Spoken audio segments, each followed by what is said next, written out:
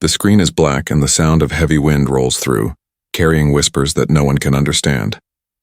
A faint flicker of light begins to form like fire glowing behind a curtain of darkness. A voice speaks, deep and steady, full of weight. What if history was not just written, but lived again? The screen cuts to wide shots of ancient standing stones, cracked and worn by time, standing alone on a misty Scottish hill. The sound of bagpipes echoes faintly in the distance, blending with the howl of the wind. A storm builds in the background, clouds swirling, thunder rumbling. The stones seem to hum with energy, as though they have been waiting for centuries for someone to touch them. We see her, Claire Randall. Her face is filled with confusion, her breath uneven. She raises her hand slowly, carefully, almost as if her body is no longer her own. Her fingers graze the surface of the stone, and for a brief moment the world holds its breath. The sound cuts away, leaving only silence. Then a sudden rush like being pulled underwater. Claire gasps as light explodes around her. The earth shakes, her voice cries out, and then she is gone. The screen shifts violently, cutting to the ground of another time. Horses gallop across muddy hills. Torches blaze in the dark, and men in tartan rush past with swords drawn. Claire falls into this world, her hands clawing at the grass as she tries to understand what has just happened. She looks around, her eyes wide. Gone are the modern roads. Gone are the familiar voices of her time. The world she knew has vanished in an instant. The voice returns, this time with more urgency. Claire Randall, a nurse from 1945, has been torn from her life and thrust into the past. We see her stumble through a forest, her clothes torn, branches scratching against her skin. Every sound makes her freeze. The crack of a twig, the howl of a wolf in the distance, the clash of swords echoing through the trees. She clutches her chest, her breath heavy, her heart racing. She is alone, afraid, and completely lost. Suddenly, riders appear on the hill above her. The pounding of hooves grows louder, closer until they surround her. Torches flare, steel glints in the firelight, and harsh voices bark questions she cannot understand. A man leans down from his horse, his eyes sharp, his voice cutting through the night. Claire cannot answer. She doesn't know the words, doesn't know the rules, doesn't even know the year. The narrator's voice deepens, carrying suspense. She does not belong here, but this land will not let her go. The screen flashes with glimpses of fire, smoke, and stone. A scream fades into the storm, and then silence. Only the sound of the heartbeat remains, faster now, pulling the audience forward into the next moment. The storm clears, leaving only the soft glow of dawn. The camera sweeps across the Scottish Highlands, endless green hills rolling beneath a sky painted with mist and firelight. Rivers cut through the land like silver veins, and ruined castles stand like forgotten guardians of time. This is not the world Claire knows, but it is the world she has fallen into. The voice of the narrator rises, slow and heavy, as though speaking across centuries. The year is 1743, a time of clans, a time of war, a time when trust is fragile, and survival depends on more than courage. Claire stumbles through a field, her dress now covered with mud, her shoes sinking into the wet earth. The world is alive with sounds she cannot place. The clash of steel in the distance, the echo of horns, the roll of drums across the hills. She looks around, wide-eyed, desperate for answers, but all she sees are strangers in strange clothes. A shadow moves. From behind the trees, armed men appear, cloaked in tartan, their faces lit by the glow of fire. Their swords gleam in the dim light, and their eyes study her with suspicion. One of them speaks in a thick Scottish tongue, words that twist and turn in ways she does not understand. Claire tries to answer, her voice trembling, but her words mean nothing here. The narrator continues, his tone sharp, warning. She has no allies in this land. No family, no friends, only her mind and her heart. The men bind her hands, dragging her toward their camp. The fire burns bright, casting shadows of men sharpening blades. Horses restless and neighing in the night. Claire is thrown to the ground, her hair tangled, her heart racing. She looks up at these warriors, men who see her not as a woman but as a question, a puzzle, perhaps even a threat. The sound of bagpipes returns, low and haunting, weaving into the crackling of fire. The narrator's voice softens. But fate has a way of guiding lost souls, and in the darkest hour she will meet the one who may change everything. The screen fades to Jamie, his figure tall, his face scarred, his eyes both kind and fierce. He reaches out a hand to lift her, his voice calm where others are harsh.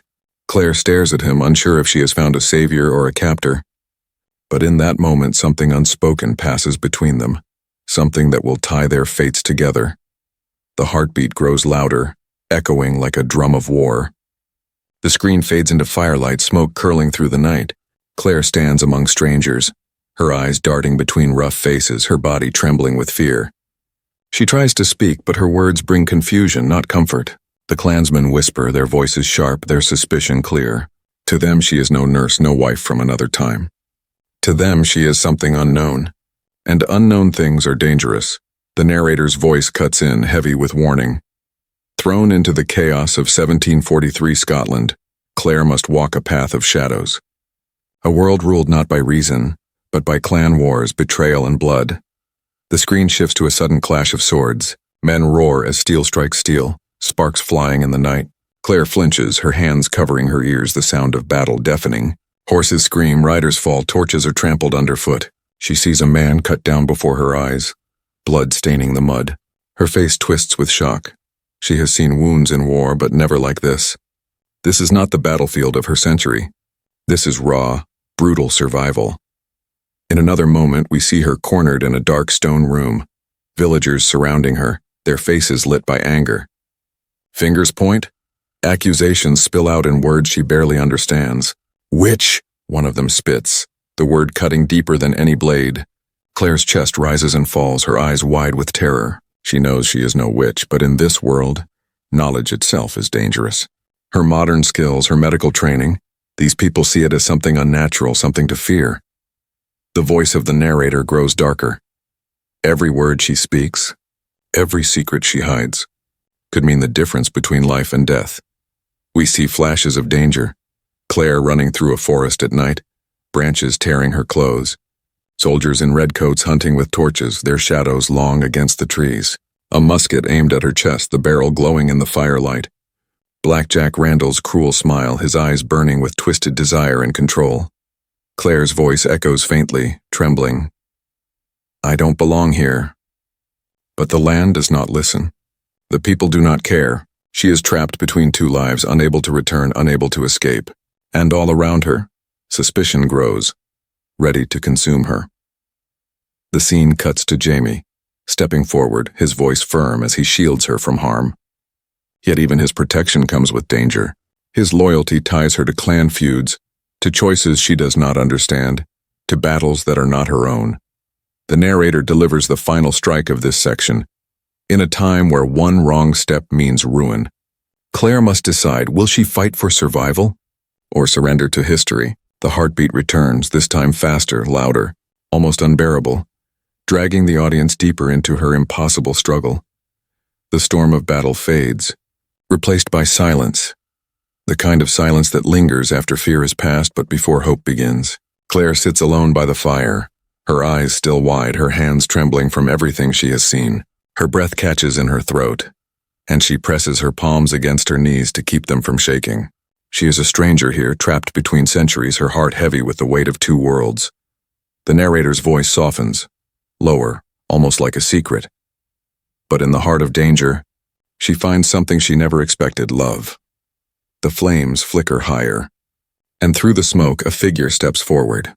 Jamie, his shoulders broad, his face lit by firelight, his eyes strong yet kind. He lowers himself beside her, his hand rough from battle but gentle in its touch. He speaks words she struggles to understand, yet the tone in his voice is enough. Calm, steady, protective. For the first time since she fell through the stones, she does not feel entirely alone. The screen cuts to moments that flow like memories. Jamie lifting her onto his horse, his arms steady around her as they ride into the mist. Claire's hands pressed against his wound, her nurse's skill saving him where others could not. His quiet smile, the way he watches her as though she is something rare, something fragile. The narrator continues, with more emotion now. Their bond is forged not in peace, but in fire. Each act of kindness a thread, each glance a promise, and soon, she begins to wonder if this time this place was meant to find her. We see Claire laugh for the first time, her hair loose in the Highland wind, Jamie's eyes bright as he rides beside her, We see them hidden in the glow of candles, her fingers brushing against his hand, his voice low, his presence steady. But every tender moment is cut with the sharp edge of danger. A sword is drawn. A soldier's boots strike the ground. Claire's face turns, torn between two worlds. One she left behind, and one that is pulling her deeper with every heartbeat. Her voice whispers softly, carried by the wind. I was a woman of 1945, but now I'm not sure who I am. The screen flashes between her husband's face in the modern world and Jamie's face in the past. 2 lives, 2 loves, 2 choices. The tension twists like a knife. How can one heart belong to 2 centuries? The narrator closes this section in a whisper that carries power. In a land of war and shadows, Claire has found love. But every choice has a cost. The screen darkens, leaving only the sound of her heartbeat again, steady, deep, but faster now. Caught between desire and fear. The warmth of fire fades, replaced by the sound of marching drums. The ground shakes with every beat, echoing through the valleys. Redcoats appear on the horizon, their muskets gleaming, their boots striking the earth in perfect rhythm. The screen fills with soldiers in scarlet, their flags snapping in the wind.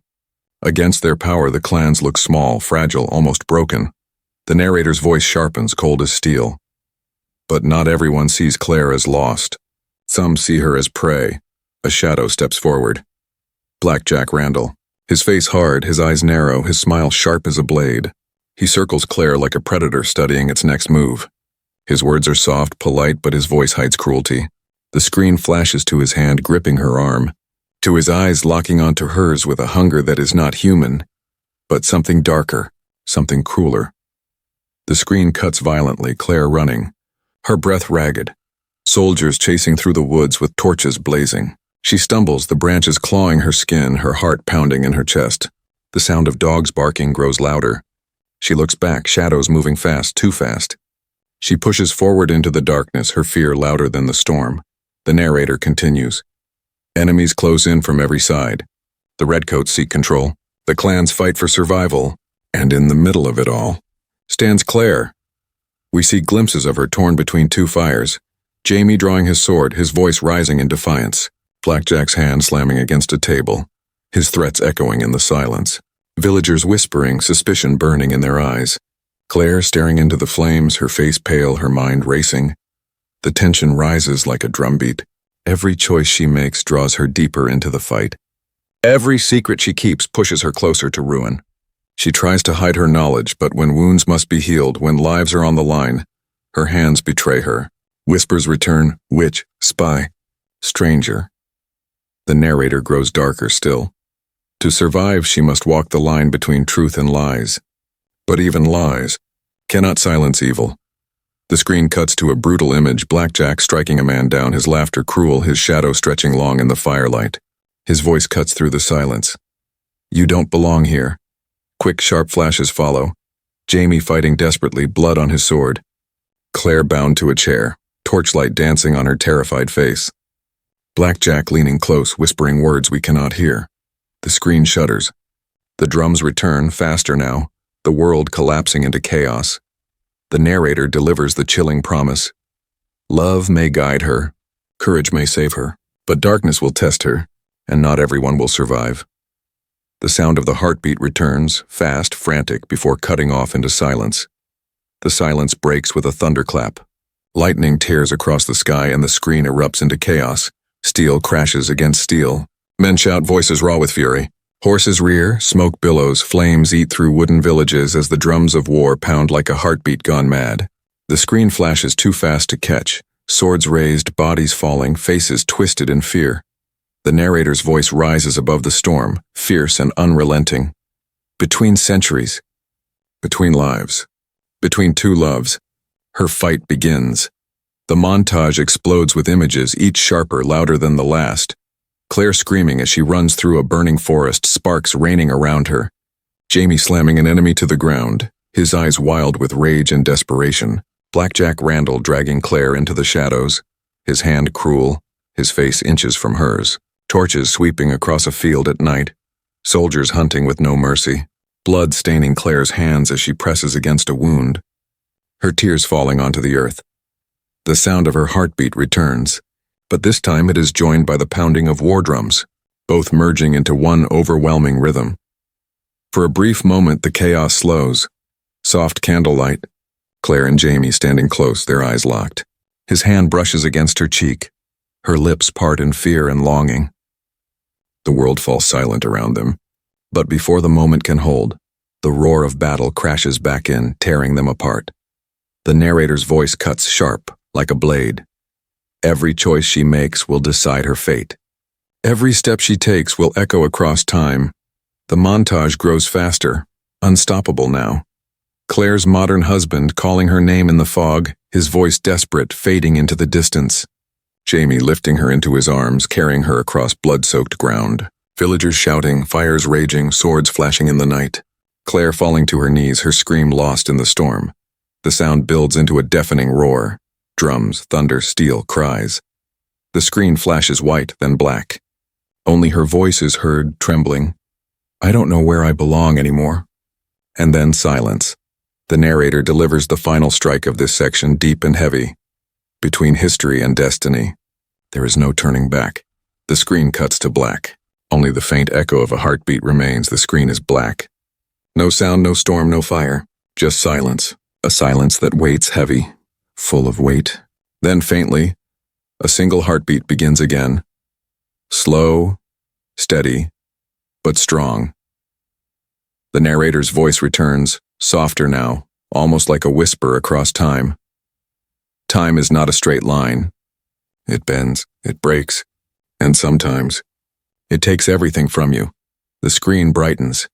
Claire walks alone across the Highland hills, her dress whipping in the wind, her face torn between strength and sorrow. She stops, placing a hand over her heart, her eyes glistening. In the distance, two worlds seem to pull at her.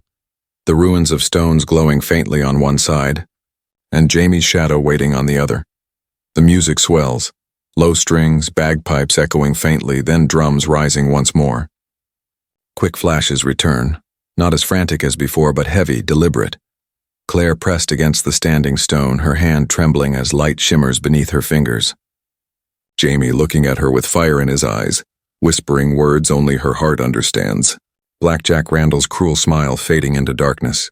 Firelight on Claire's tear-streaked face as she whispers, "How can I choose?" The narrator's voice deepens, steady and final. Between two centuries. Between two men. Between love and survival. Her journey begins. The screen fades into white, the music swelling higher, until only a single line appears in bold letters across the silence. Outlander. The letters glow, carved in stone and fire. Underneath, the words appear slowly. One by one. Season 1. History belongs to those who dare. The sound of the final heartbeat echoes. Loud, powerful, and then stops. Darkness end.